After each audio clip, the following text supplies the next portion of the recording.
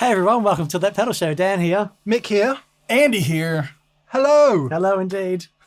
Ladies and gentlemen, Mr. Andy Wood has joined us for the day. Hoorah! Really beautiful. I have to hold red, otherwise he's going to start to cry when he hears you play. So I'm just so it feels. It's to hide the gut, Dan. Come on, no. same thing, man. We know that. You spend enough time on YouTube, you've got to hide the gut. That's the way it goes. Yeah. So, welcome. People judge their channels in numeric followers. I judge it in elasticity, So Andy's over in the UK. He's doing a clinic this weekend. Yeah. But yeah, mate, thank you so much for taking the time. I wouldn't have missed it. I was being very selfish. I was like, if I'm going to that part of the world and I'm not on Pedal Show, I'm just not going to go. Well, I've been a fan of you guys for years, and we have so many the same friends. We talk often. We're friends online. We are. Online, So it's great to be here. I'm pleased to say that you and I actually get on the phone every now and then, We which do. is really lovely. Like real people. Yeah. I remember phones. I first met you, so we were at NAMM many moons ago. Pre-COVID. Yeah. And our dear friend Andy Timmons was playing an evening with some guests. One of the guests was Paul Gilbert, who we all knew, and another guest was a gentleman called Andy Wood. And Mark Lettieri. And Mark Lettieri was there.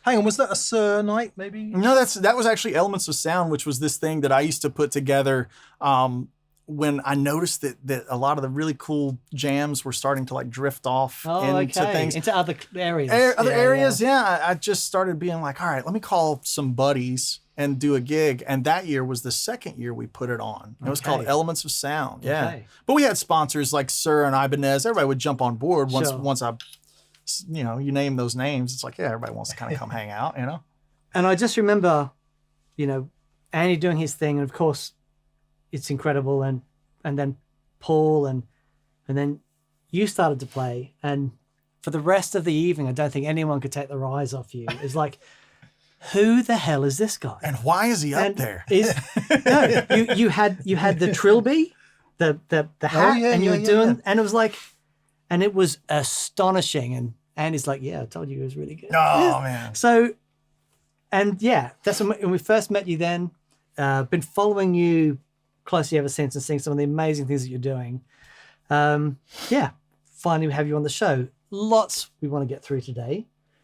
So we're going to be quite selfish and try and get through as much as we can. Yeah, let's do it. I have lots of questions. Dan is secretly after a guitar lesson, obviously, which is how most of today's been playing out so far. So we might recover some of that stuff. But we've got pedal boards to talk about. We've got work to talk about, new album, all that kind of stuff. What is this work you speak of? Indeed. Last I checked, it was playing the guitar. Am I right? There you go. Yeah, absolutely. Yeah. There's a T-shirt. There you go. There's a T-shirt. Give us some biography, can you, Andy? Just briefly. Yeah. For anyone who perhaps isn't au fait, let's see if we can package you up in a nice little box and completely. I like it. Short and sweet. I started playing music when I was about 5 years old with my cousin and my granddad. He played old-time fiddle music, and we had the instruments that he had. Right. We didn't grow up with money or anything like that. And he had an old Alvarez mandolin and some fiddles and an old Gibson guitar, like small body looking thing. And so we played, all the Blackberry Blossom, Gold Rush, Bill Monroe, standard. Like bluegrass. Yeah. Fiddle tunes, bluegrass. And I played mandolin until I played mandolin pretty much outside of strumming bluegrass rhythm. Yeah. I played mandolin as my main instrument until I was about 16, 17-ish. I did try and have a mandolin for you today. Oh, it's okay. But believe it or not, in the West Country... I hadn't. I could have put my hands on one. Sorry, you should. Really? Yeah. I contacted Simon because I know he's got one, but he said, "Oh no, the strings are all rusty and broken," and it's surprisingly difficult to find a mandolin in basically the West Country of England. It's hard to find good mandolins. In general, they're expensive. Like a lot of guitar players complain about amps and guitars. Oh my God, that's a $3,500 guitar. I'm just like, you can't get into a good mandolin, like a good solid working man's bluegrass mandolin, for less than 5 or 6 G's. Like it's more in common with like buying a banjo or a fiddle or something. It's like, Collings, I think, is the strongest for the $5,000 to $6,000 range. Okay. They're really consistent. Those, of course, their guitars are great. Yeah. Amazing.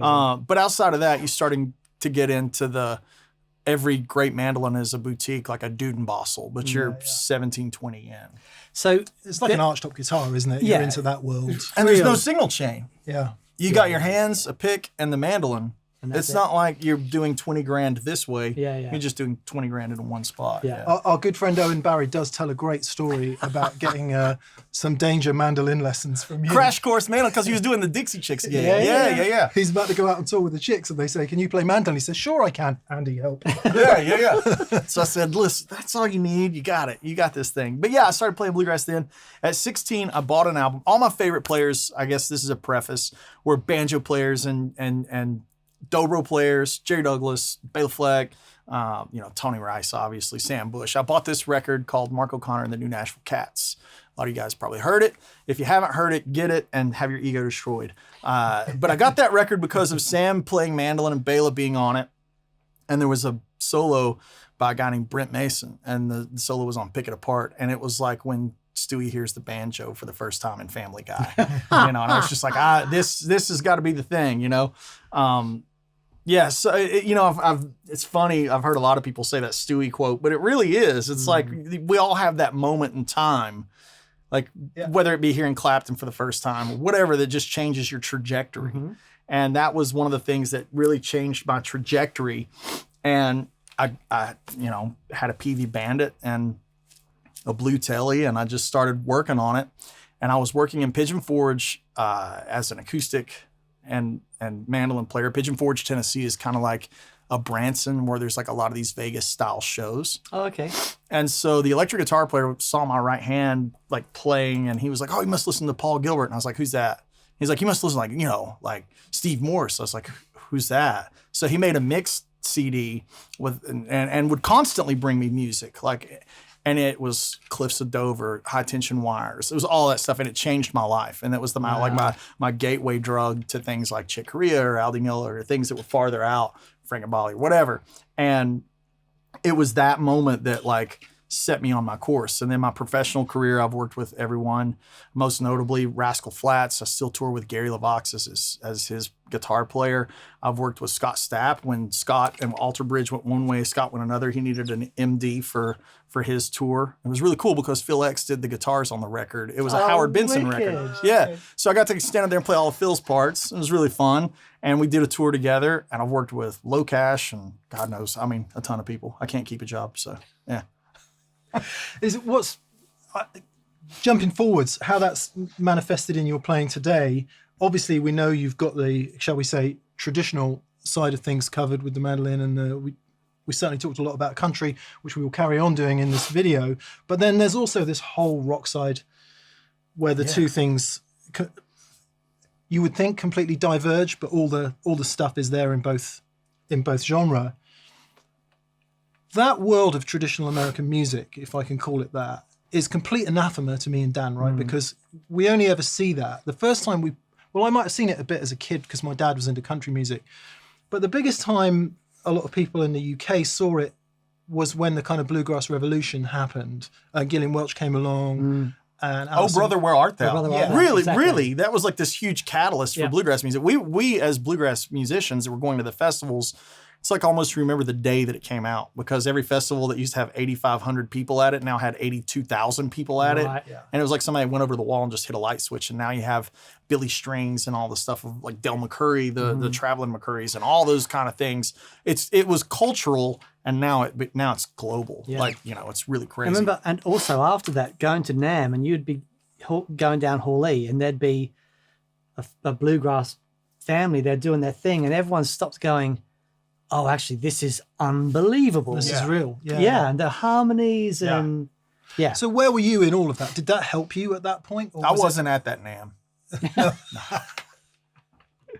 That was all the things we did all the time. My granddad called him Gramsci. Gramsci would take us to every festival in the South, and they would always have little competitions, like first, second, third, and I played enough rhythm to back up my cousin. My cousin played enough rhythm to back me up. That was all in the pre-guitar career that I had. and it was all your like standard fare. Those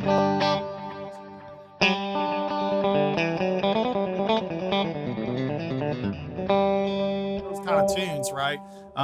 And you know, they had a little less delay and reverb. I yeah, think, less delay and for reverb. the Yeah, fiddle yeah, stuff, yeah, but yeah, yeah. That's the idea. I turned all the fun off, I think. That's like, now it'd be a totally different story. But yeah, we would play those tunes and just go to these festivals. It was just, that's where I was in it, I guess, to answer your question. And then I got into electric guitar and just started chasing that for whatever that means, and never really let out of the throttle. Because what is amazing, having known you for a while and watching your channel, go and check out Andy's channel, because the playing is obviously awesome, but you do pick up the mandolin and we do get to see all that side as well. And it's just amazing.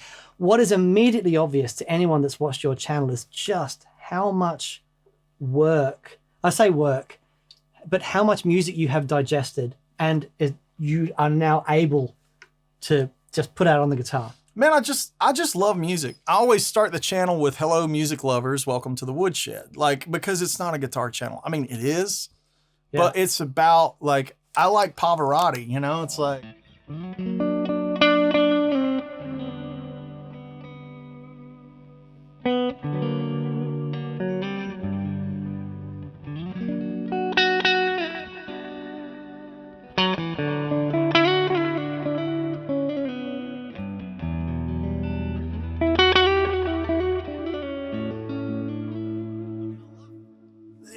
Like, you don't have to be a guitar player to love that. No, that's amazing. Like, it's just good music, right? So it's like I've got all the way over there. I really love cinematic stuff. I love Danny Elfman. Is one of my main dudes, just because he's not afraid to go.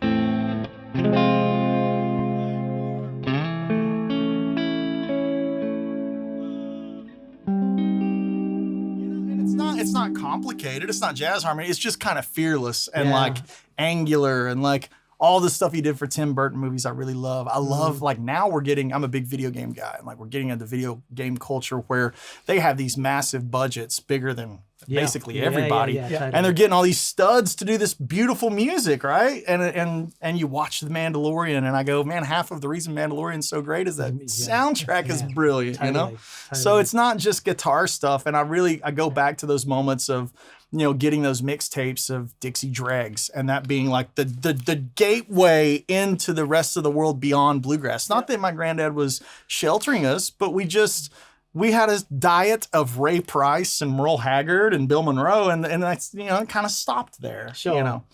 But then I said to you before, have you ever worked out any of that stuff? Have you ever worked out too many notes? Yeah. And then he goes, oh, this, and then just played it perfectly on it. So not perfectly. It's amazing.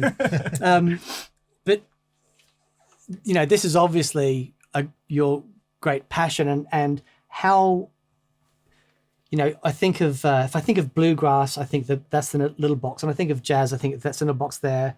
Country, you know, obviously the country bluegrass thing, but the rock thing, seems a world away. It's not. It's not. To me, it's not. Like, to me, I'll die on the hill that Eddie Van Halen is the greatest rock and roll guitar player of all time. Mm-hmm. Everybody chime in right now in the comments. Tell me how wrong I am. You're wrong. Eddie Van Halen is the greatest rock guitar player of all time. And that's just my opinion, right? But like, it goes like, there was guitar, Chuck Berry, like, okay, now we're going to do some other stuff. Jimi Hendrix. And then like people play within that ecosystem, right? And then Ed, and since then, we've never really left that ecosystem. Right. Like, I will say this. There's no such thing as the best guitar player. There's not, for sure. But if our planet was being invaded by aliens and there's a guitar off and we have to pick somebody right now, I would pick Guthrie Govan. Like, that guy can literally, you need some Derek Trucks, you need some of this, you need some of that. Like, he's the guy. But even Guthrie in his might, when he plays one of those type licks, it's like, from the Ed ecosystem. Yeah, sure. Okay. That's and I don't know by nature of the instrument if we'll ever see it move that way. So that vertically, way. I just don't, like, you can add 40 strings to it, but you're still not changing the way the thing is played. Yeah, sure. Right? And you can get into post-production and the kids like Polyphia and do all that stuff, but you're still not changing the way it's played. Sure. And Ed, I mean, God, take away the playing. Take away the playing. Just from an engineering standpoint. Like we're talking about pedals and stuff. Yeah.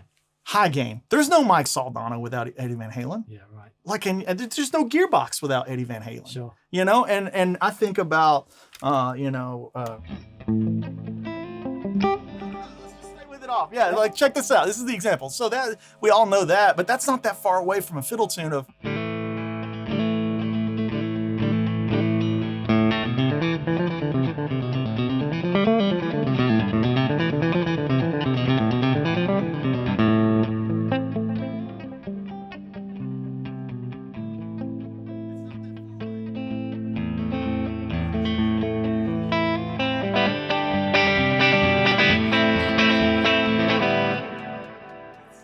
That far away. It's all Western music Yeah. versus Indian classical music. Sure. That's Over there.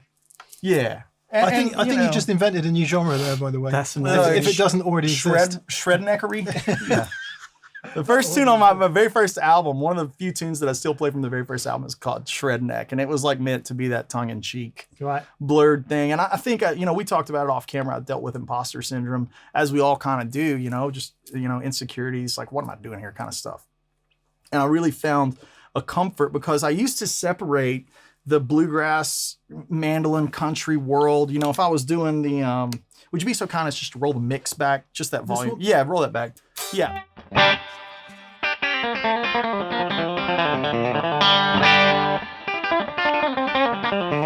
Those kind of licks, right? I would separate that a lot from maybe number 4, right? Yeah. And then a little more of that mix back where it was, right?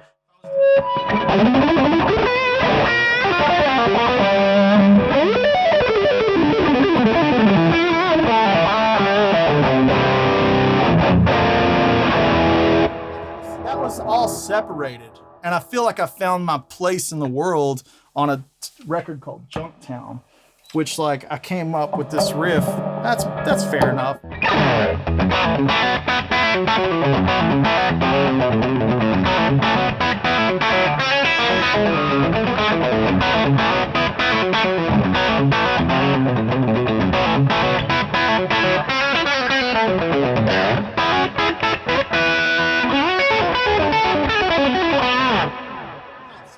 When I came up with that, I was like, stop playing over here and start just bringing it together and just making my voice. And my voice lies somewhere between all of the things, good or bad, if you guys hate it or if you love it, like whatever. But it's like, it's at least what I think makes it somewhat unique and not just like another bringing sand to the beach kind of thing. Sure, right? sure. Some of that facility in that, we'll move on for this in a sec, but some of the facility, the playing facility in mandolin for sure, but the more traditional styles of American music must help in things like getting your also pick it down. There's no question. Like, in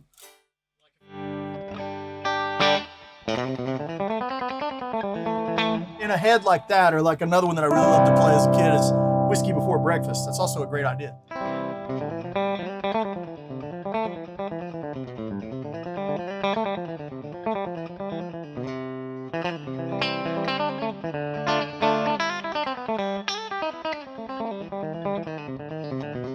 Like whatever you want to play in that. The main point is you're not doing sequential lines. Yeah. You're having to jump in and out from different directions with different amount of note per string. Like if all of us that love Rock Discipline by John Petrucci, right? It's like that's still. And you see a lot of shredders online, like playing those, like whatever those 6-note groupings are, but it's not the same as if you're having to jump around. You know, same way with keeping the pentatonic like this versus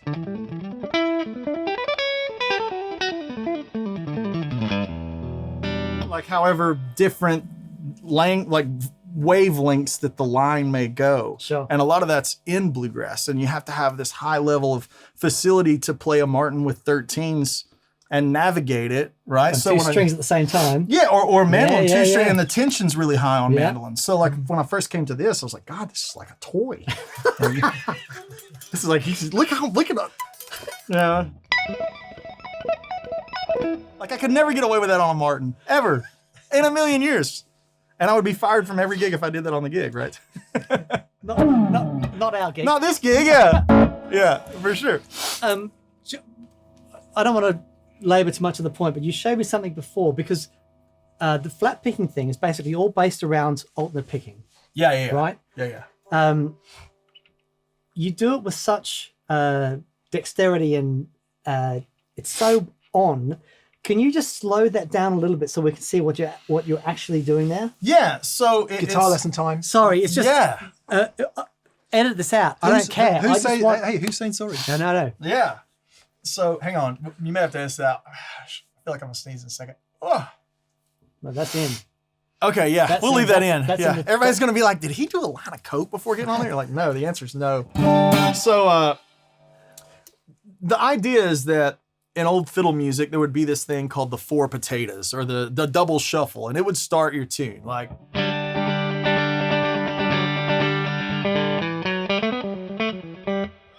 I keep playing Blackberry Blossom, I don't know why, but like if you take that and kind of add like a banjo flavor or like the post Tony Rice world, you end up with this cross picking thing. So that same kind of open G, so 1-1-5, we'll play down, up, a whole time. Just, Yep.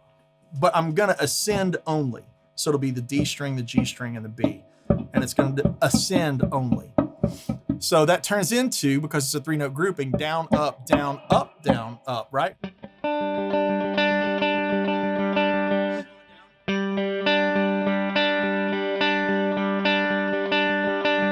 And then you can start adding in like a drummer, dugga-dagga-dagga, right?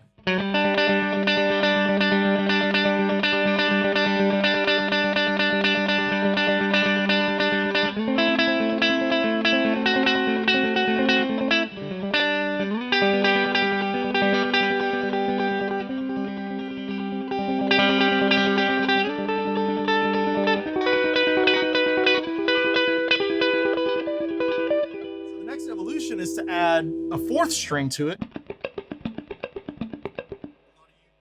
Steve Morse fans will recognize this pattern and loathe it because it's from. So the evolution of that for me was to add some hybrid playing. Right. And it came out of necessity for one of my tunes. One of my tunes is called The Truth and the Lie. And I wrote it on mandolin.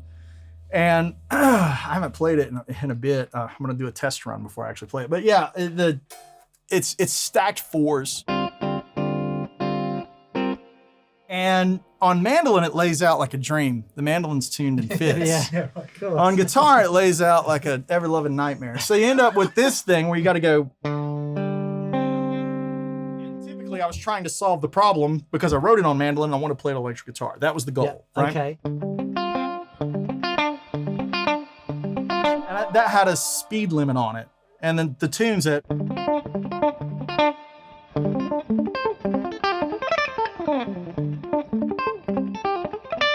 So like that tune was like requiring the problem to be solved.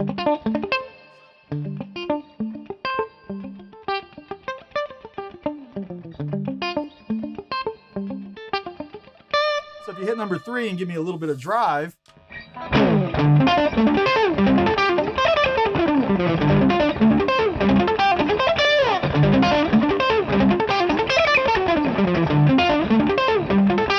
End up with that nice percussive thing.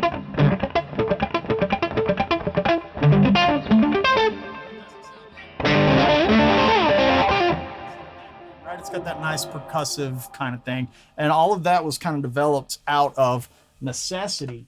And then in the meantime, if you do triplets on it,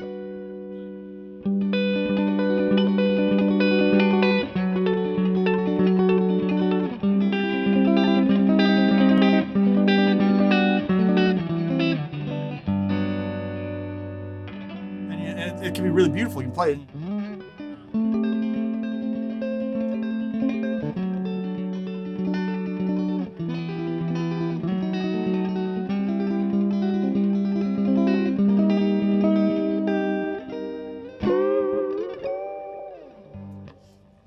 So you're picking down the last one is your It's a hybrid. Yeah. And if you're having Amazing. trouble playing the head to too many notes, it's a bit of a solution for that. Okay. I could play too many notes pretty good sitting down, and I discovered when I would stand up and get the guitar where it goes, I'll be like, oh God.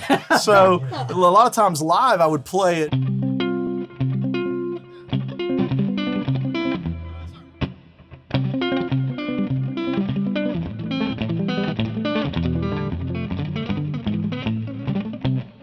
So you can find a bit of a workaround there for you guys maybe wanting to play that tune, and the 4-string cross picking is a bit of pain in the butt. Maybe that's a nice solution.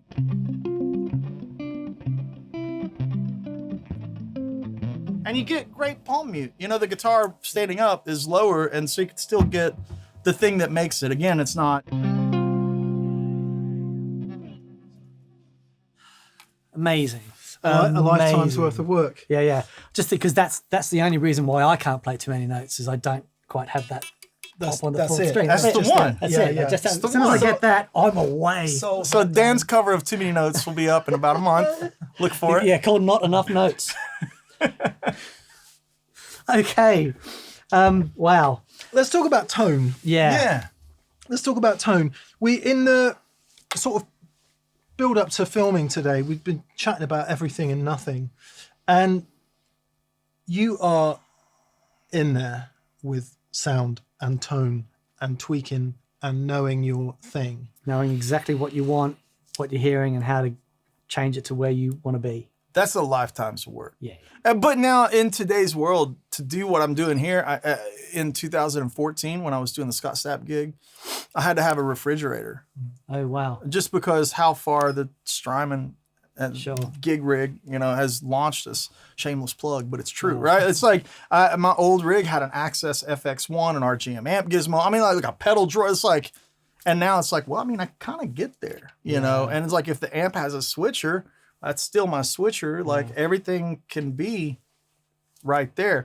But I love tone, and I feel like I've had an acceptable tone for most of my life, but in the post, There speaks a true guitar player.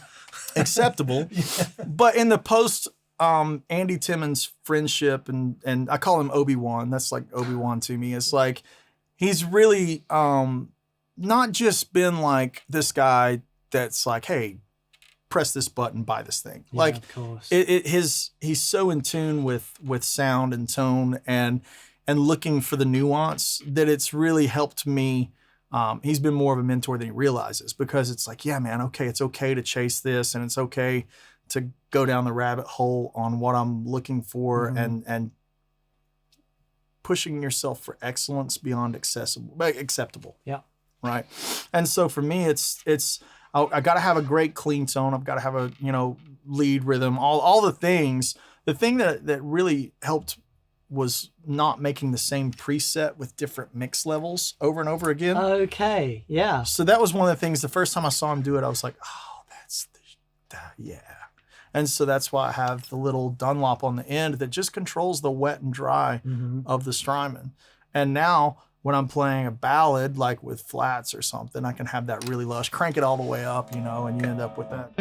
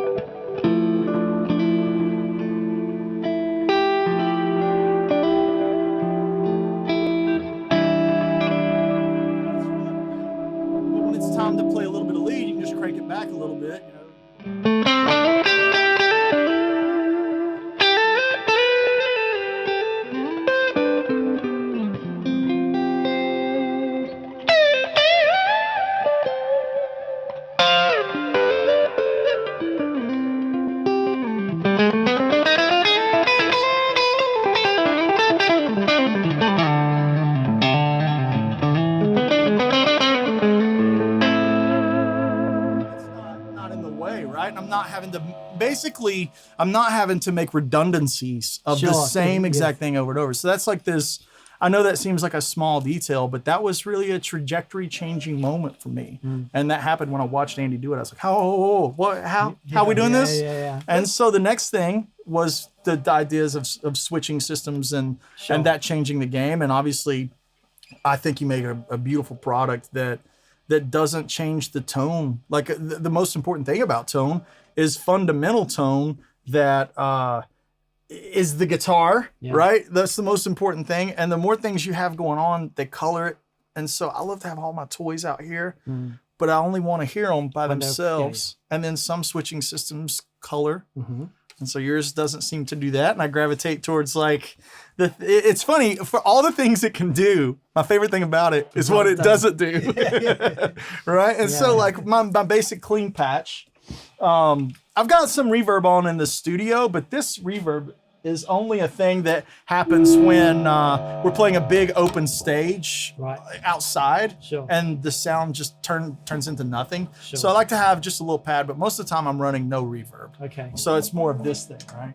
And I use that to be my Strymon to be my reverb. Right. And so what you're hearing right now is the Woodshed compressor and the graphic EQ just bumping a little bit. So like without the graphic.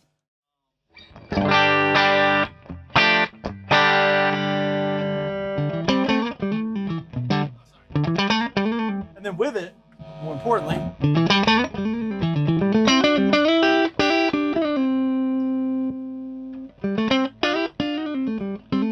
and it's just a little bump at 3.2, right? And so it's just a little nice little bump, especially faux chicken stuff, you know.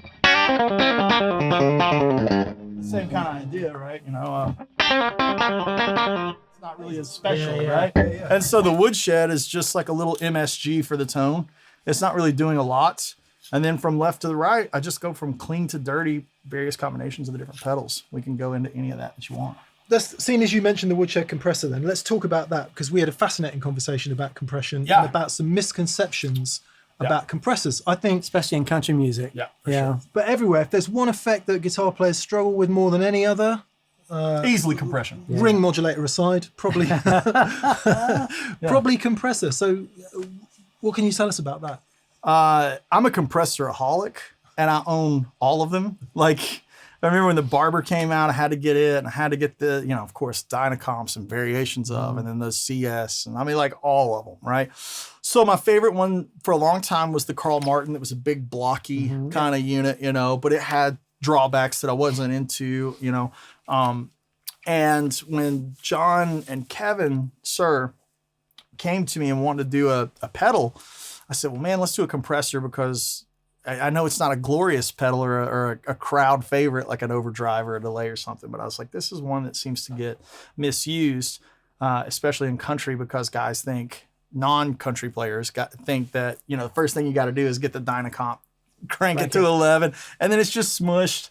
Compressor pedals also have this nasty tendency to take all the transients up top and just eliminate them. Like, and that's not the answer.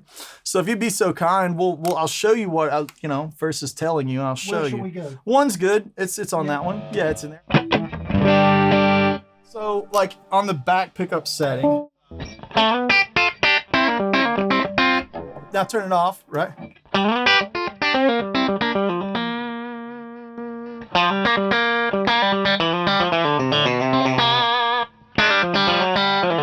it's just basically when you pop it to grab that top. But what's nice is the transient stuff. I play low, roll my volume down.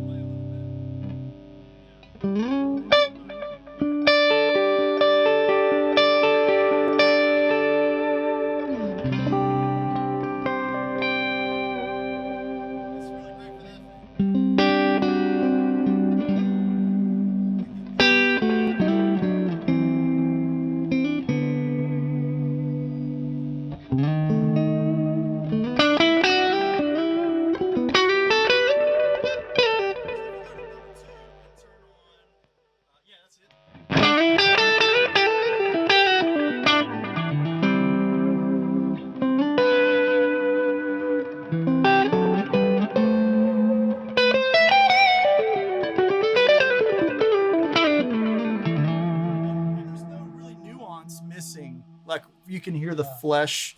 That's a big thing. I don't like when there's so much stuff you can't hear the nuance of if I'm using fingers or if I'm picking, some of that stuff. Was that clean tone with a humbucker? That's the split. Just the split neck. that. So here's the humbucker.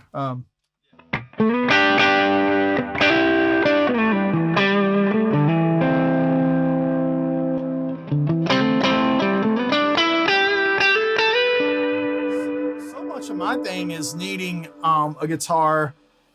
Not that I don't have a lovely collection of guitars, but man, in just one moment of playing passage, I gotta be Stratty-esque, and then be big in the same flavor, right? Like I may want to go, you give me two, right? Just before you do that, we've got Sheba. It's mislabeled as a professional wood. Is it Pantheon? It's No. the AT.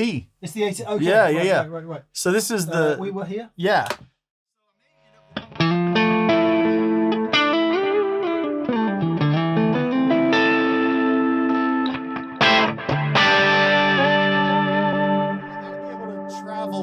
On one guitar. So I mean, really, the main part of my sound is really this. Yeah.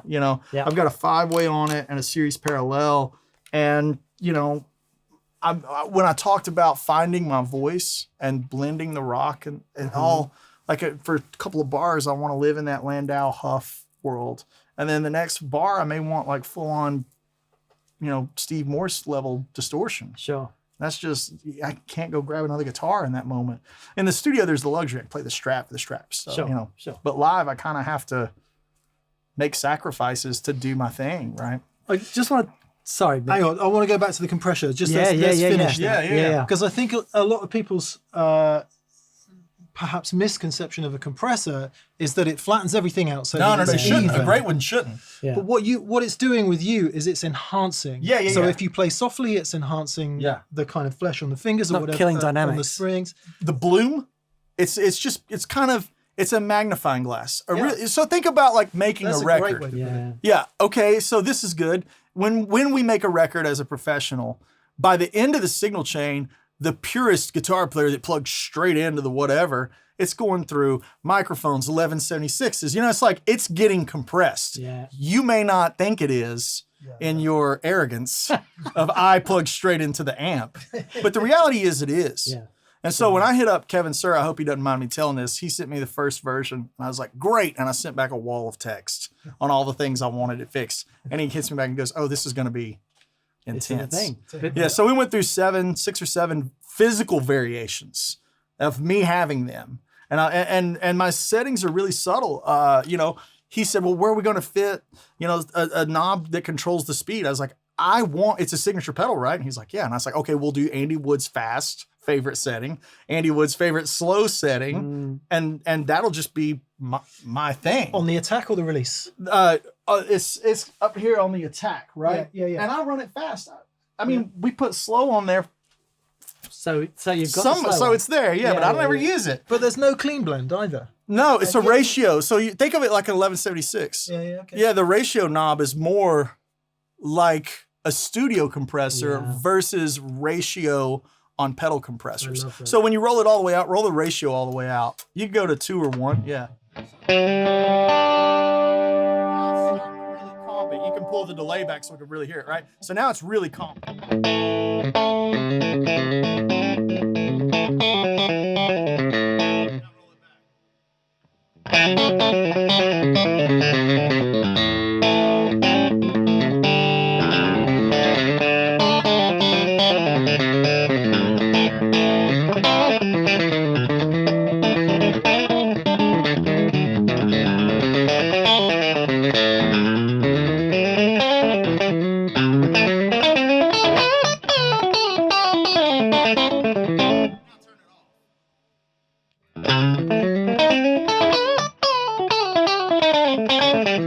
Giving you everything, but it's not like I'm looking for it to sound mixed because I want to give a front of house engineer, a recording engineer, I want it to be so spot on there. They're just here. Oh, let's put him. Okay, there he is. And I know I'm failing if I see them reaching for knobs whether that's EQs or delays or like when I see an engineer reach for something, I'm like, where did I hurt you? You know, and I will fix it. Allow me to fix it. Let's fix that. Our favorite quote from me and Ben Eller is, let's fix it in pre. Yeah. Let's just make it good on the front end, right? So that is a thing. And it's really valuable when you have to play at lower volumes and the amps aren't compressing as much.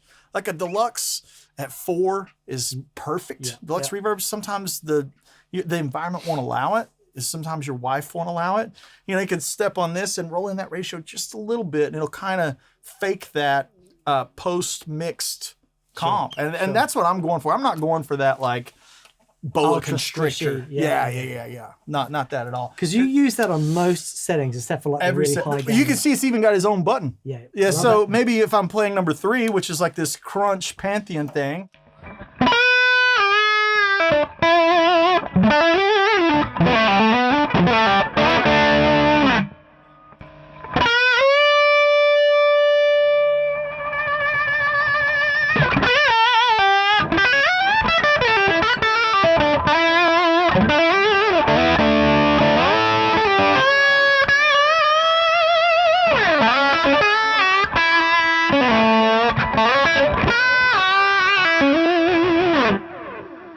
It sounds mixed, right? Oh, you know, man. you can pretend you're in the Allman Brothers, you know. Yeah, now turn on the comp.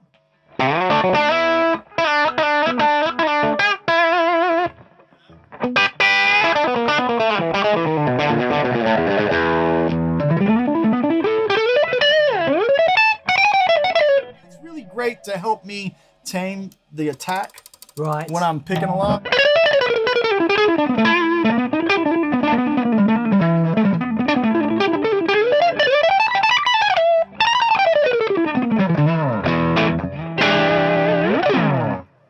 So it's essentially acting like a producer for me.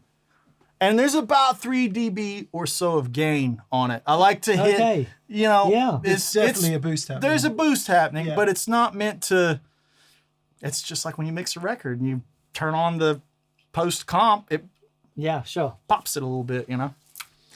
Okay. By way of a segue, before we do the next bit of chat, if you take away one thing from this video today, if you run delay and reverb, do what he does and get it on an expression pedal so you can have the mix exactly as you like it. At any It's moment in time. the perfect way to do it, isn't it? Yeah. Because you were saying if you're doing an outdoor gig, you're going to need a bit more. But if you're in a hall, you can wind it back off. It's just, you know, all about the environment. It really is. And that's what this is a bit of a safety net for. The verb is just a little, you know, turn on.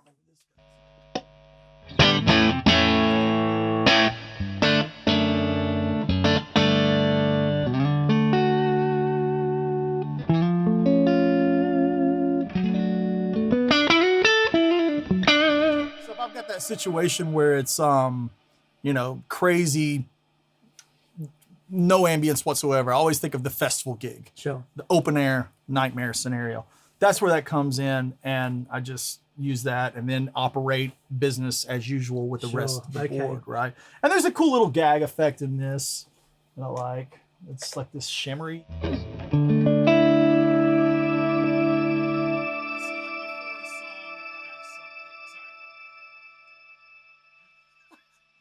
And like, so if I have something like before a song, I can have that like gag moment to like vamp something. Sure. Before we go into a tune. Yeah. You know, just a little bed. So that's kind of a nice little gimmick effect. I think it's the shimmer or whatever they call it. I don't know what it's called. Shimmer will do. Shimmer will do. Yeah. Yeah. Shimmer will do. Sorry, Dan, I rudely interrupted you. No, I want to have a quick look at the gearbox. We have had it on the show, but there's a lot going on with this, and it's actually, it's super easy to dial up a sound, but you were telling me about the mid control, which was so interesting. Yeah, I think that's the misconception. You see the pedal shootouts with like Fluff and Ben or the so-and-so on so-and-so's channel when it got launched. Everybody's kind of rolling it. I hate that I'm getting in the shot here. No, but it's totally okay. fine. Yeah. Totally fine. So like, you know, most times you got the red channel, and we'll go to it.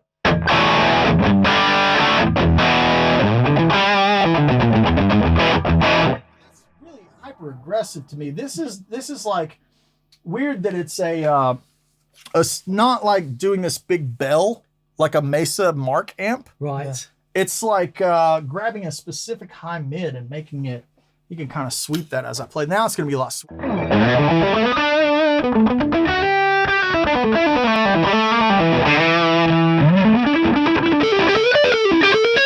See what I mean? It's like this weird mid range. So I run it at like off most of the time, or 9 o'clock. So like, let's go back to whatever that is.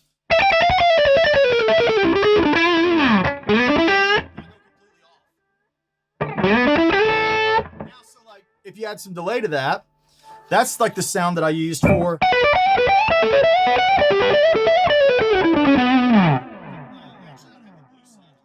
The blue is a Klon copy, except one of the things I don't like about a Klon is the level at noon is like unity gain Right. is like way down. Right. Yeah. So I made it where unity gain is just up in the middle, right? And of course, everybody's gonna chime in, it's not really a Klon, like I get it, but it's Klon enough. You've been on the internet before. Yeah, I've been on the internet. Yeah, I get it. You know, but it's Klon enough to do a Klon style boost Sure. in front of my Marshall in a box, right? Right. So with all of it, you really get that Forgotten Secrets kind of.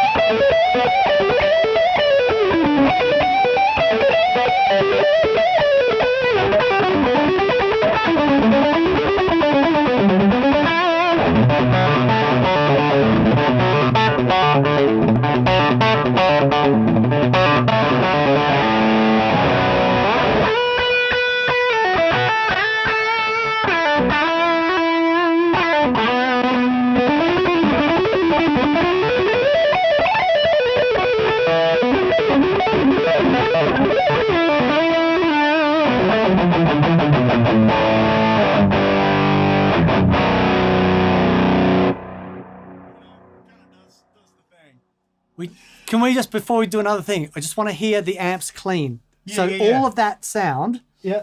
is coming from, here we go. So That's this is, let's just hear.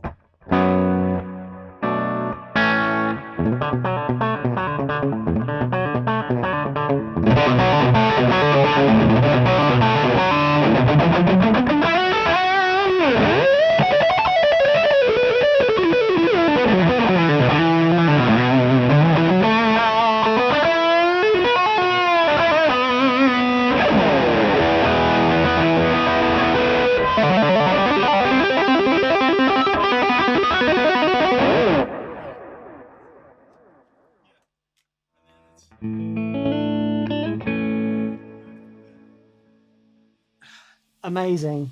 Amazing. I love it. We start off talking about a fiddle tune or a. and end up there and end up at Spanish. So here's the other thing about Gearbox that I will say that's nice that we didn't talk about. Old theaters are some of my favorite venues to play. They're vibey. There's always like the cool room. Yeah, They yeah, sound yeah. great, and they come with You kind of awful. feel like you've made it. Yeah, you walk feel in. like you totally feel like you made it. Yeah, And yeah. then you plug in and everything's like, "Arr!" Right? It's the worst in the world. So we did a noise gate. So if it's perfect and you don't have, you can roll it all the way out. But if it's not, and I just play it till it grabs, but it doesn't hurt the sustain.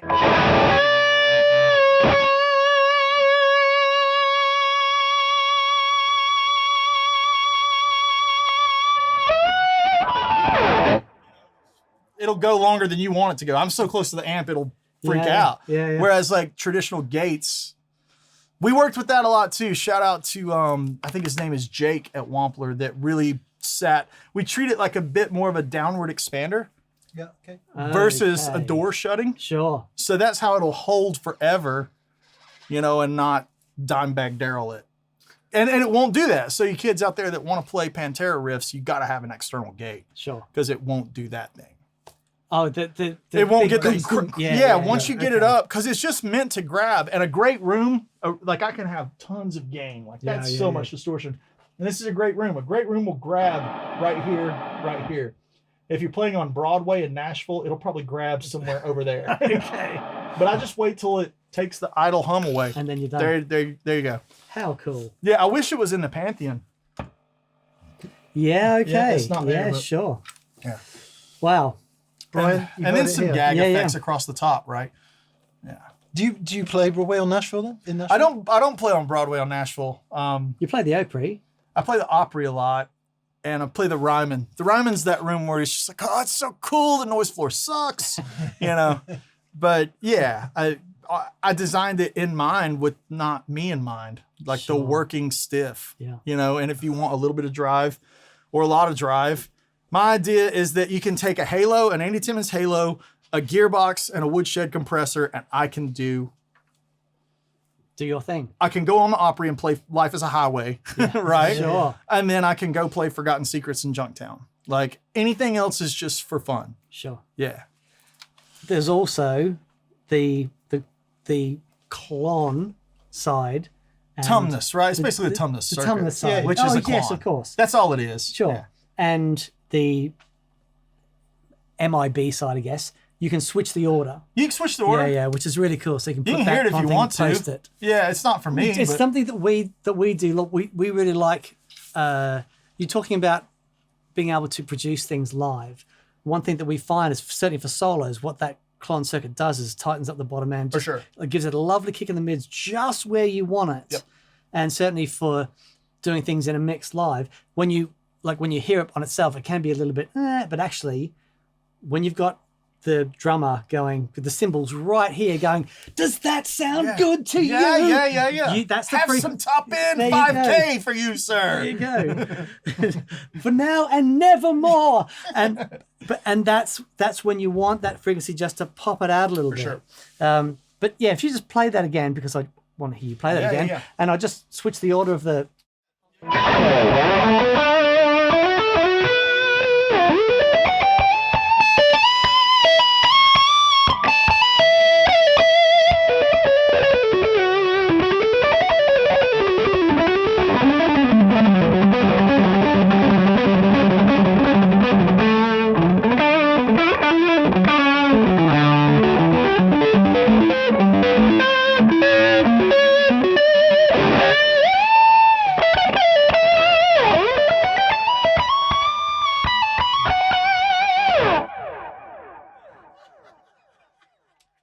It's amazing. It's totally meant for, you know, a one and done. I've got one pedal and I've got a Fender Twin Yeah, and make it work. make it work. Yeah. Like for the love of God, if everything dies, you got Yeah. one way out that gives you a couple of different options. And if you're a nerd and you, like we all are, it's got ins and outs for both sides, Sure. Right. Okay. which is cool. amazing. You know, it's just, I'm not using it that way. And I don't, and the compressor is not on for high gain Sure. because it's got plenty of comp. Like Yes, of course. It's already limiting. it's doing its thing. Yeah. Yeah. That's great. And then I have a couple of gag effects like the fuzz, which is great. So if you turn on 4 again, Gag effects. Right. I love it.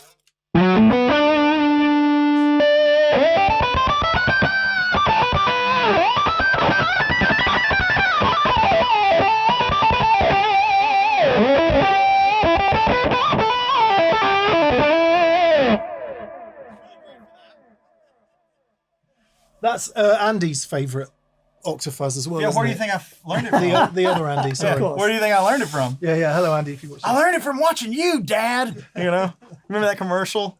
The marijuana one. The dad walks in and he, where did you learn how to do this? You don't remember that? No. Oh, it must be a States Must be thing. an American thing. Yeah, so it was like when the DARE program and all that stuff, and anti-drugs. Okay. Dad walks in the bedroom, holds up the bag of weed. Where did you learn to do this? He goes, I learned it from watching you, Dad. You know, so that's my Andy Timmons. I learned it from watching you, Dad, pedal. You know, Oh man. So you said that was why'd you call it a gag effect? Because it makes any you effect is a gag. So it's like, here's your meat and potatoes gigs, right? Like Yeah. this is what serves the gig. sure. Yeah. And then like if I need a gag on that clean, like I'm not gonna play it in the right key, but that's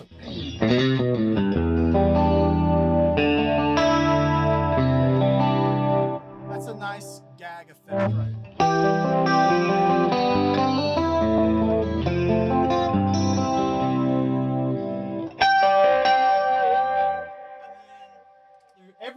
Every one has a gag. Every one has 2 gag effects. So here's a tramp.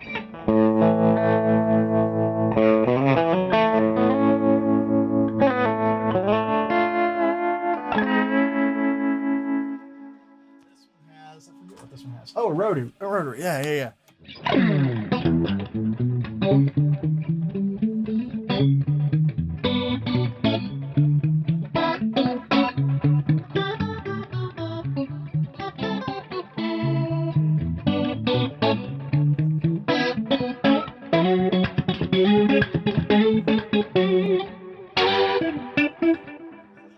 For him is a lo-fi one, which is kind of fun. Roll the delay out of this one, you know.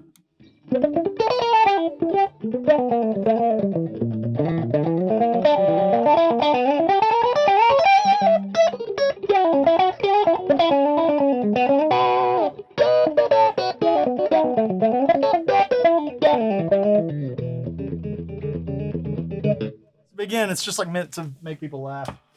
Here's a great univibe. Like, I love the univibe in the Mobius because it does the. Sounds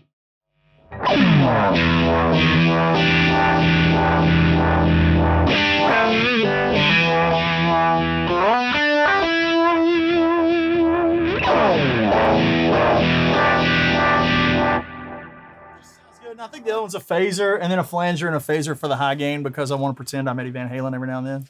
That we all. Don't we all? Yeah. But that's the meat and potatoes of the board is really just about simple ingredients. Can I do the gig? And then if I want to make the keyboard player laugh or something like that, or the audience goes, "Oh, nice Eric Johnson chorus," or whatever. You know, it's like there'll be one guy in the audience doing this. That's who I want to impress. Just one guy. Yeah, it'll be in an arena of 6,000 people, and there's one guitar player. And so the whole gig That's a good ratio. Usually all of our gigs are full of those people. Yeah. Now, when I do an Andy Wood gig, there's 9 people there, but they're all guitar players, all 9 of them. Do you judge it by the height ratio of the arms? Because what we find is they start like this, right? And then what happens is they start getting into it, and the arms get lower. Then at the end they start going. Yeah. You know, there's a bit of shoulder into it. I think if you get one hand in the pocket, Oh, okay. that's all right. That's relaxed. Whoa. Okay. Yeah.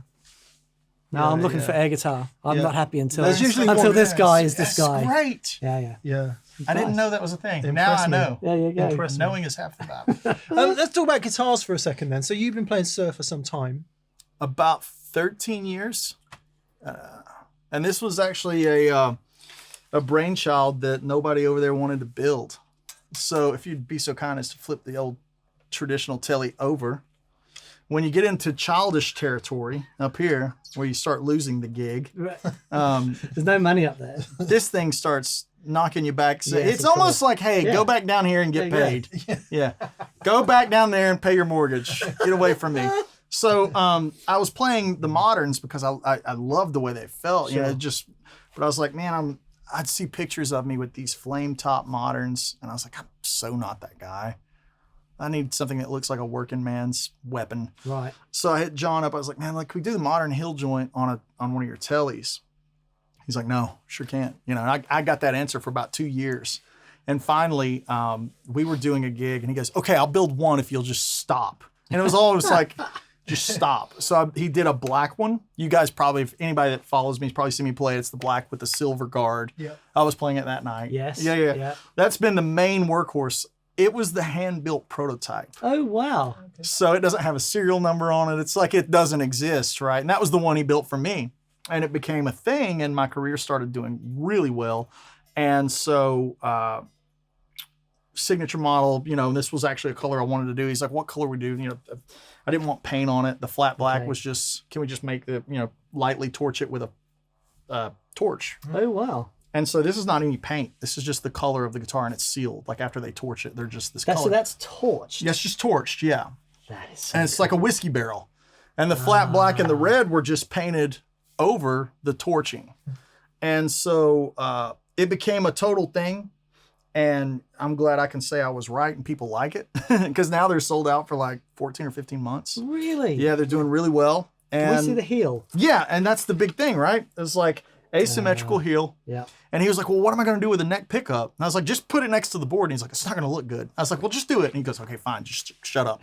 So it's there. So the neck pickup thing that you guys were kind of digging, you know, if you roll it all the way back and it's super dry, just, yeah. You know, kind of jazz bluegrass kind of thing. And then also the fake Hendrix. And the single coil's the same way. The neck pickup just touches the fretboard, so it's not back like a lot of 24 fretters. Sure. And I also told him, don't put any dots up there. Don't let people know that I'm a kid. You know, I'll try to pretend that I'm an adult as long as possible. And it just from 30 feet, it looks like a working man's Telecaster other than the kickstand. Okay. And and the switching is a big deal. 5-way switching. It does sound great. I must say, there's not many humbucking guitars when they try to be all things to all people. Yeah. So many of those positions feel compromised. That nothing feels good. Yeah, but like every sound you've got out of that's like, you know. And you saying it's not a coil split? So this one's not a split? coil split. This one is a series parallel for the bridge. Right. And I think the reason this guitar worked so well was because I knew that it was one for me. I wasn't making a signature model. I wasn't trying to impress anybody else. I was just trying to solve the problems that I have with my Telecasters. And so ironically, in chasing down things that I wanted, I solved problems that maybe more people were having. And the other one is a ashtray with 2 single coils and just a 3-way, just old school. And the only thing different on that is we shaved down the back of the ashtray on both sides. We have it here, yeah. You can kind of hear it. Yeah, let's take a listen at it. You know, the difference. There's no belly cut. There's no. No, that's not for me. Thank you. Thank you so much. I feel like once you start shaving out chunks of the wood, it stops having those Telecaster things to it. Yeah. We all agree that we look for these Les Pauls with these perfect dishes because they affect the tone and the whole deal. Like, but we chop the. Like, why does it work for him, but that's not allowed right over here? You know, what's good for the goose is good for the gander type of thing. So no cuts.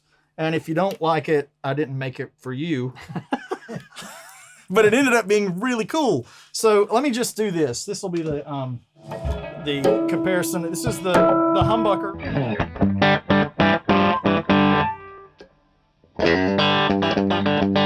So we can fake some chicken. That's ready.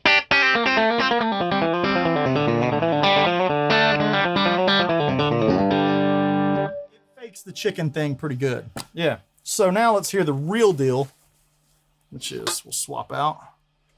And I don't really name any of my guitars, but I named these 2 after my dad's German Shepherds that he had as a kid. He had Sam Whiskey and King Solomon. So that's Saul and Sam. So here's the same kind of, a little more traditional. I tried to play the same lick. I don't know if I did, but you know.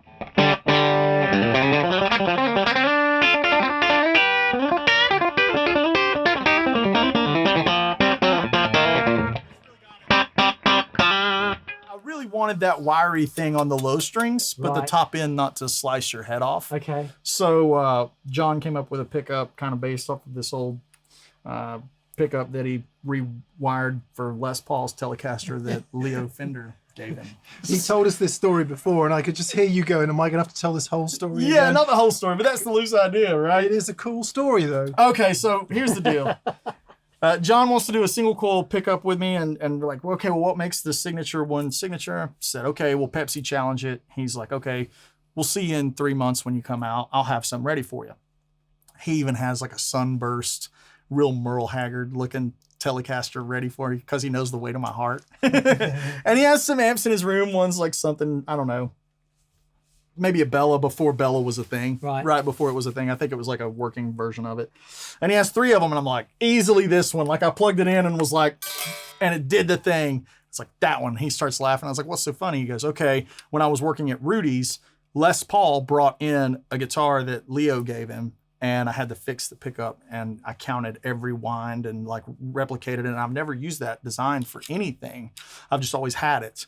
And he goes, that's that design. Wow. So the Woodshed single coil is that pickup. The neck pickup was just made to match up to it. Sure. It wasn't really not much thought. Sure. Just don't screw that up to make it sound like this one. And this is the one we're trying to do it. And same heel joint, really great. And it's nice, man. It's so not about having high E.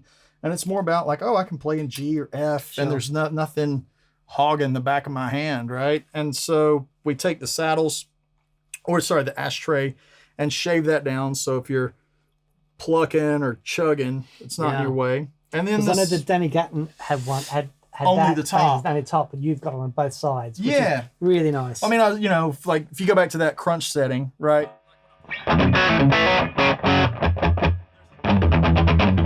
that thing going on down there, and I want to be able to tighten it. Like the opening riff to Forgotten Secret.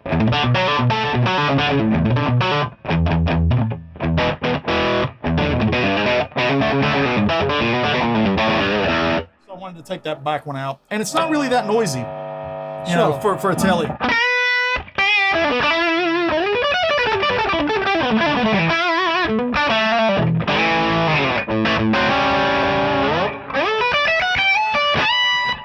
comes on, the key is blowing in the wind.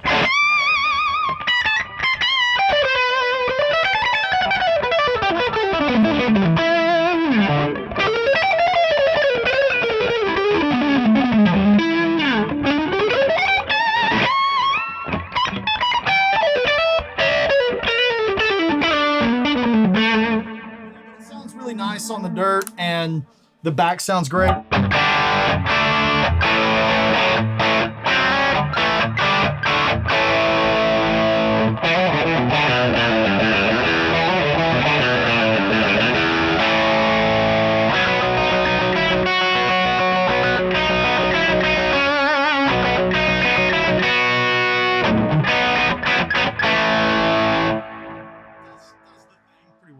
Yeah. What would determine which guitar you pick up, if that's not too obvious a question? The song, it's always back to the song. Junktown, usually this one.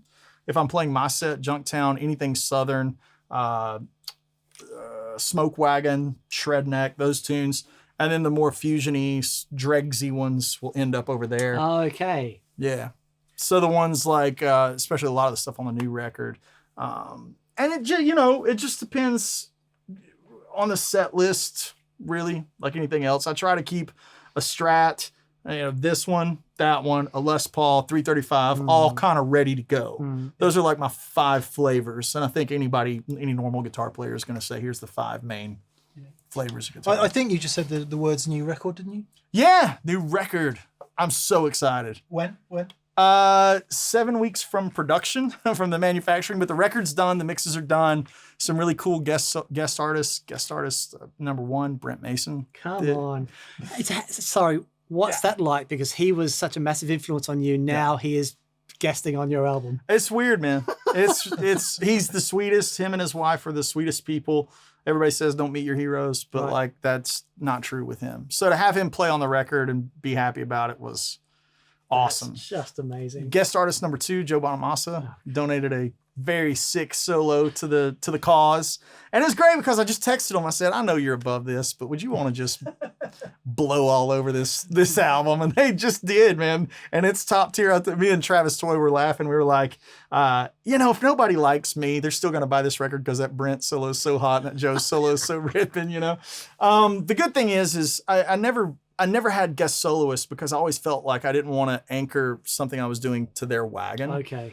But now that I feel confident in my own skin and my career is doing well, it's like more like inviting a friend over for a drink. Yeah, I love that. Yeah, that's so that made the comfort levels of something like that really good. And then the players on the record are incredible.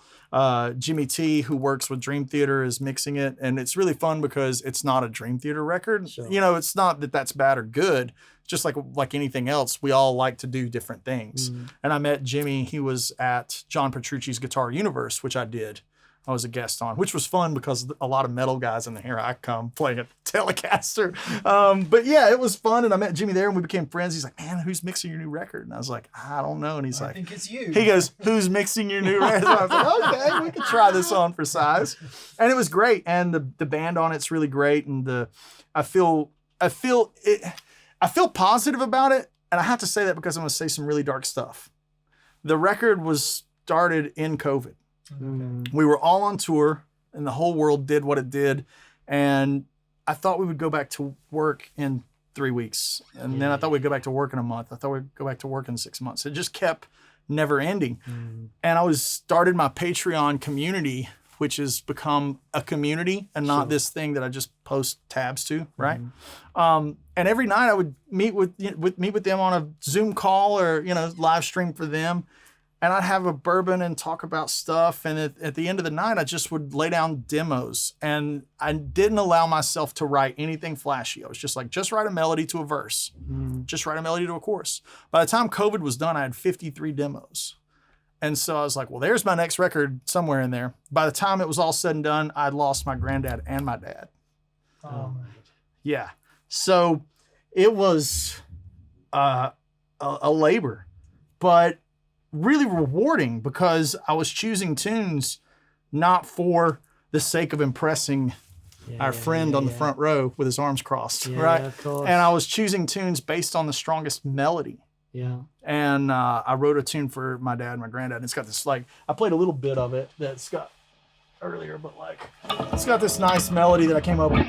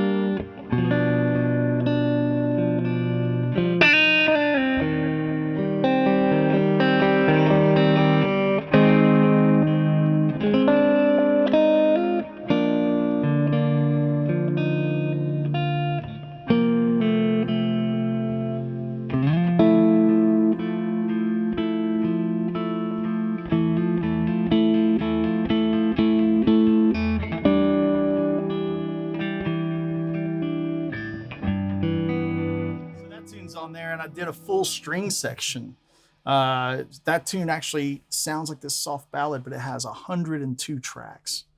So 65 strings. Wow. There's a video game called Elden Ring, and I reached out to the guy that does the music for it because I wanted shakuhachi and koto, and I didn't want like keyboard. The actual thing. I didn't want my friend Abe Laton in there doing the gig. Abe. Oh, Abe. You saucy fellow. So I reached out to him and he played real koto. Wow. And everything, all the instruments on it are real. And so that ended up being like this pinnacle moment of the record, and it ended up being really cool. And so, you know, it ranges from, holy crap, this is so sad, but like, holy crap, Brent Mason's on here. Yeah. Like, it's like this big sweep. And the name of the album is Charisma because for years I've just been hashtagging the word charisma on everything. And that's a story in and of itself. Yeah, okay. And so everybody's always been like, what's charisma? And I'm just like, well, I will determine what charisma is, you know? Yeah. And so the finally. David Lee Roth reference. No, it's not. We got charisma. God, I wish it was. It's not. There was a drunk guy at the Smoky Mountain Brewery. This was probably 14 years ago. It was me and Andy Campbell and a couple other dudes.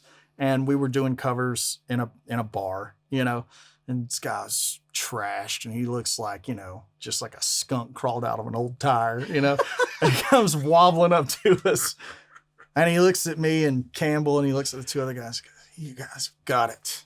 You got it. You not so much, but you guys, you got it. Like, what do we have? He's like, charisma. And then Campbell got real good to him and he's like, you should come with me to Toronto, join my Limp Bizkit cover band. You like steak? And Campbell's like, yeah, I mean, I like steak. He's like, you can have steak every day. Campbell's like, I like steak. He goes, steak. So the next day, this was at the dawn of the internet boom, you know, pre-Instagram. We're all still MySpace and end of MySpace into Facebook. That's about the time. Okay. Hashtags are starting, but nobody knows how to drive it. Nobody knows what they do. Yeah. So I would just make a video and then hashtag guitar, hashtag Andy Wood, hashtag charisma. It was an inside joke for us. And then it got out of control and I never stopped. And so now with this record, I think it's only fitting to call it charisma because it's my biggest statement. It's like, this is what I think charisma is. Brilliant. Yeah, the lowest of the low and the highest of the highs. Right? That's amazing. And that's out soon, you say? That'll be really soon. And the guys on my community and in my Patreon will get to hear it first. We've already filmed 2 videos for it.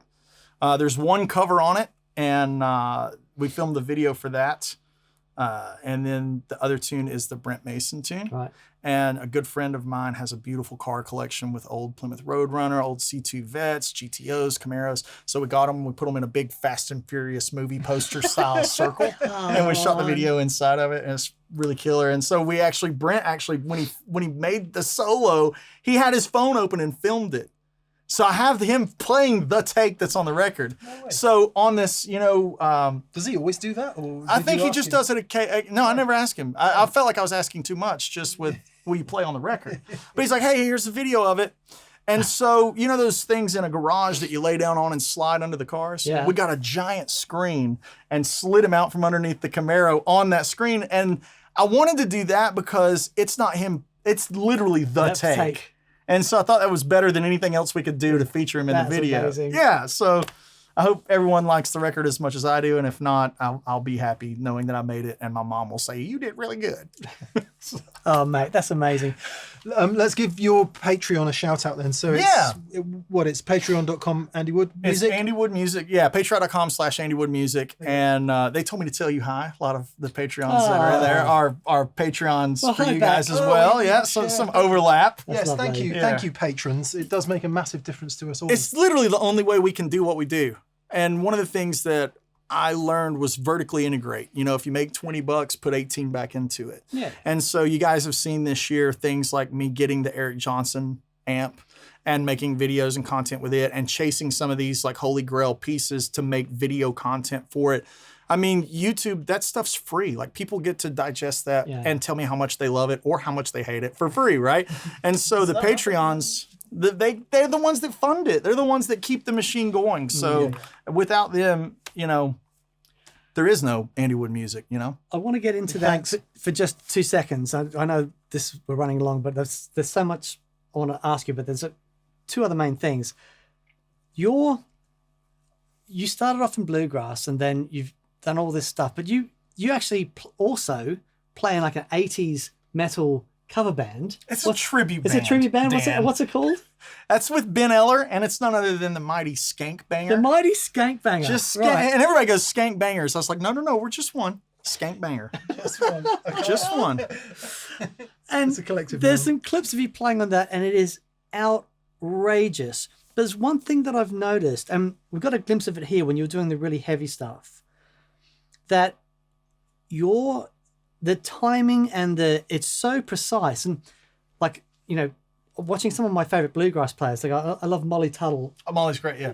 And amazing. And when I see really great bluegrass players and their right hand is so accurate, how much of that has fed into the ability to do that rock stuff so well? It's all the same. Right. Like to me, like coming to electric guitar, I still play it like a mandolin player. Okay. Like even to this day, like when I play stuff, anything is all from that foundation. The fun thing about Skankbanger is I don't use my gig. I don't use my gear that is I don't use any of this stuff. Right. It's a 5153 on the red channel. Here's your channel selector right there. Clean-ish and then slammed, right? And then I have a fractal that is only used for delay and a 3 dB bump. Right. And the okay. reason I have the fractals, I have two of those 5150 heads. And if they both die, I've got a way to finish the gig. It's all about that. But luckily, that's never really been a thing. I've always had the backups. But yeah, and I think bang for the buck, if you're a rock player, 5153 half stack and a delay pedal. It does sound amazing. Yeah. So that's really interesting because Phil X is another dear friend of ours, and he's an amazing bouzouki player. He says a lot of his right hand technique is down to playing bouzouki like that. For sure. Yeah, amazing. The other thing that we really need to talk about is Woodshed. Yeah. And about the event. So, I mean, it's amazing. This year at Woodshed, you had Andy Timmons, you had Eric Johnson coming out. You've had, in the past, Robin Ford and Joe Bonamassa. Tosin. We've had Tosin. I mean, just this year's lineup was Eric, Andy, Brent, Mark, Seth, and me. Seth Rosenblum, Mark Lettieri, and Greg Koch. Right, that's like the dream team. Yes, it's like the '95 Bulls, dude. It's great. And so every year, it's like I just get to assemble the Avengers, and just put it. And the great thing is, I limit the event to 100 people. Yeah. That's a big thing for me. 100 people. It's like, because we off camera, we in the industry, we all get these amazing moments, these great stories, and these great hangs, like we met in the back behind a gig. Yeah, and we'll never forget it, right? Right. It's amazing. And so I just want to make this exclusive thing that is available to the public.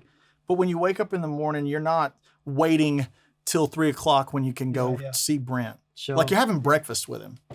Like, from the moment you wake up, we own the property. It's not at a Marriott or a Hilton or anything like that. We own a lakefront property. It's gorgeous. So you're in the mountains. You know, the sun comes up and the sun goes down, and you're jamming. Like, one of the greatest, funniest things this year was the camper jam. Jordan Rudess got into guitar over COVID. And so he asked me, he's like, can I just come and be a student? He's amazing. So man. Jordan Rudess, I've of course backlined a piano. Just explain who he is for a second. Yeah, he's a keyboard player for Dream Theater. Yeah, where's your honk thing? Yeah, you honk it. Where's the where's the honker? Yeah. It's down there. Yeah. Get that thing and squeeze it. Yeah. That's your squeeze stick. That's my squeeze. Yeah. I feel like I'm. Yeah. So yeah, he hits me. I was like, I just want to come. I don't want to be on the clock. I just want to hang. And I was obviously humbled and like, of course, right this way, Mr. Rudess, And so I said, you sure you don't want a keyboard? And he's like, well, if you happen to have my, whatever it is, super thing. And of course had it. So at the camper jam, this is after the concerts and after a big day of amazing FOMO moments, I look up on stage and there's 2 campers jamming Born on a Bayou with Andy Timmons and Jordan Rudess. And Jordan is just shredding. Andy's giggling, playing like rhythm guitar. Jordan's doing like wah shred solo. And the campers just look like they're opening Christmas presents. Yeah. You know what I mean? It's great. And so in a previous year, we had Robin Ford, and I go up there and he's letting all the campers play through the Dumble, like the Talk to Your Daughter, like Dumble number 2 or whatever just plug it is. it in and having at it. Having a blast. He's just hanging and like, it's a really special event. And next year I'll be announcing the guest of honor probably after this airs. So just stay tuned. Yeah, I told you guys who it is. Yeah. And so, we'll be doing a very special year next year. So right now we've already sold 40 slots for next year. I was going to say, you must be able to sell out years in advance. So we're getting there. So we only have 60 slots available. If anybody's interested in coming to Woodshed Guitar Experience, it's a 4-day event. And it's in East Tennessee, and everything's covered with your costs, your lodging, your food, your liquor, drinks, beers, everything's covered, everything. So once you're there, it's just you're there to have fun and play. And we do some pretty insane giveaways. Like we'll give away a Mark Lettieri guitar, we'll give away like Suhr reactive loads. I mean, we're not giving away T-shirts. You know what I mean? I mean, we are, but and your chances are 1 in 100. And once you win some crazy prize, now your chances are 1 in 99. Sure. So it's a really special event, and I'm proud of it. I remember talking to you about this a while ago, and you had mentioned that one of the great things that happens at NAMM is backstage, because we're all hanging out and we're telling stories and stuff, and it's amazing. And that's part of the motivation. These amazing jams that were happening at NAMM, and just the facility to be able to sit down with everyone and when the players are accessible, it's like being able to walk up to Andy Timmons and say, I've always wanted to ask you this, that's awesome. It's nothing good happens on the NAMM showroom floor. No, it's just like somebody asked me one time, they said, what's being a NAMM like? And I was like the showroom floor? And they're like, yeah. And I was like, well, it's like Guitar Center but bigger, or hell but smaller. I was like, it's kind of like that, because it's so loud and you can't really hang. But everything amazing in our industry from a communal standpoint used to happen starting at 6 p.m. Yeah. That's why we don't go there. We still watch those videos of like Sean Lane, or those are 15, 20 years old. We're still watching stuff that happened back then, and the elements of sounds, how we met. It's like, when COVID happened, it became this void in the community, and NAMM's still trying. I think everybody's still trying to find their footing on the way out. Sure. So I was like, man, well, I can at least, I know these guys. I can text them and say, hey, do we want to do something? And so now we've got 4 days of those things, those Amazing. hangs. Yeah, yeah, yeah. Well, we really want to come next year. Yeah, we you're wanna- coming we, for sure. We want to tie it up with a Nashville experience, which is where you're not far from Nashville, right? No, I live in Knoxville, but my work is based out of Nashville. Like Right. obviously when you tour, you're setting sail from Nashville, and I work yeah. a lot from there. Yeah. But yeah. So I reckon this conversation is going to be to be continued personally, because this is, you know, it's been amazing. To hear you play again and be in the room and hang out. To be in here and hear you in a sort of environment that Dan and I are familiar with is because that's the context, and it's like, okay. Yeah. One of the things that's really struck me about today is you're not scared of headroom. Nah. When Andy came in earlier, I said, "What kind of amp do you want?" He said, I like EV speakers. loudspeakers, clean speaker." I'm like, "Okay, got a couple of EV." Yep. So we've set up this rig, and you're not scared of a transient either, which is music to my Yeah, I mean, like my heart. if you want to chase all that stuff down, plug into the fractals and the DS. I mean, I've got a fractal on my desk. I love it. Like if that's the thing you're trying to chase, cool. But like literally every one of my favorite players, when they turn on, it sounds like everybody. Yeah. I mean, like when I hear Brent turn on or Timmons or Eric, it's not loud, but it sounds like an amp. Yeah. Like we're in this digital age where it's like this notion is in people's minds that it's got to be like Instagram quiet, perfect, overdub, mind. They're playing and they're not plugged in. Like all this like inhuman stuff. Like I thought we played guitar and I thought things were cool and we drove muscle cars. Like, I mean, it's what this industry is, right? Like Jeff Beck, when I went to see him, I got to see him 2 months before he passed in Louisville. And he walks on stage and he turns on. And it's like, I was like, this is going to be incredible. And John Petrucci walks out on stage and he jump. I'm like, yeah, this is awesome. Like, I don't want to, it's not, I don't want to hear it like baby stuff, and transients and string noise, all those things. Like I love Live at the Fillmore, Eat a Peach, I mean, Van Halen 1. I mean, like, dude, the noise floor on Eruption is hilarious and it's great, Part of the fabric.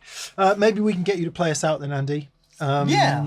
To say thank you very much for coming to see us today. It's a real trip. It's been a real trip, buddy. Thanks for having me. Yeah, it's really great. Amazing. And we'll do this again. I hope so, yeah.